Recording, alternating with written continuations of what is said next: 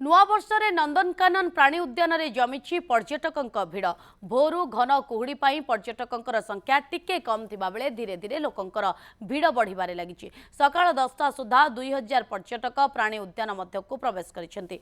नुआ वर्ष में 30 रु 40 हजार पर्यटक आसिबे बोली नंदनकानन कर्तृपक्ष आकलन करिसेंती।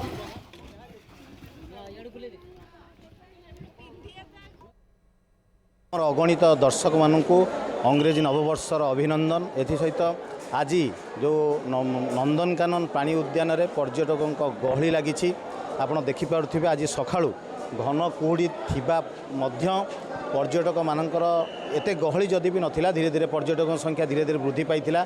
प्राय दिन 10टा सुधा नंदनकानन रे 3000 पर्यटक आसी जाइए। तो बर्तमान धीरे धीरे आउरी पर्यटकों संख्या धीरे धीरे बढ़ुची। देखो टिकेट काउंटर पाखे किभली भाव पर्यटकों गहली लगी। पर्यटक मैंने आज सका ठाकुर दर्शन करने सहित नंदनकानन प्राणी उद्यान में बुलायापी सका भिड़ लगी। जमती आम देखा नंदनकानन में बर्तमान बोटिंग रोपवे आ शिशु रेलगाड़ी जो भाव में मुख्य आकर्षण केन्द्रबिंदु पार्टी। एसत नंदनकानन जो कला बाघ भालू सिंह ये जो पर्यटकों को निश्चित भाव में बहुत आकृष्ट कर। एसत चलित वर्ष प्रथम थर पाई पानी ओध जो आसी तार जो प्रकार से खुआड़ भितर जो पानी भितर से जो प्रकार तार खेल निश्चित भाव में सहीटा पर्यटक को आकर्षक कर।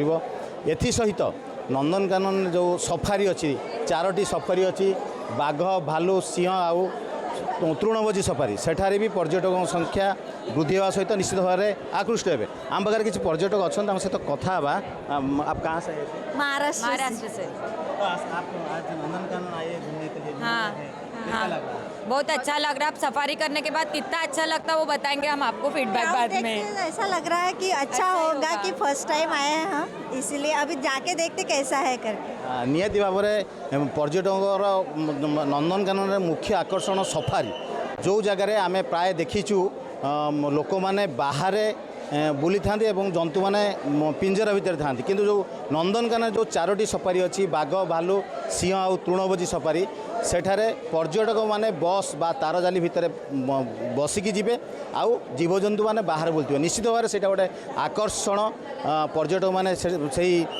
सफारी बुली मजा नेबे। आमे आउ किसी पर्यटक अच्छा आम तो सहित कथा हवा। भाई आप कौटू आसते? भद्रक। केमती कौन नुआ वर्ष आज बहुत खुशी लगुच ना आप नंदनकानन बुलाया नंदन आम तो आशा करूँ नंदनकानन बुलाया पूरी जावाई आम इच्छा नाला आम नंदनकानन आसापी आम इच्छा था बहुत हेल्ले आमको बहुत खुशी लगुच हेल्ले दर्शक मानू देखिए आमको बहुत खुशी लगुच। धन्यवाद। निहाती भाव देखुले ठाकुर दर्शन करने सहित नंदनकानन बुलवार मजा भी निरा। तेणुक पर्यटक माने ठाकुर दर्शन करने सहित नंदनकानन बुलायापी भी आग्रह प्रकाश कर। नंदनकानन मनोज स्वाई न्यूज़ 7।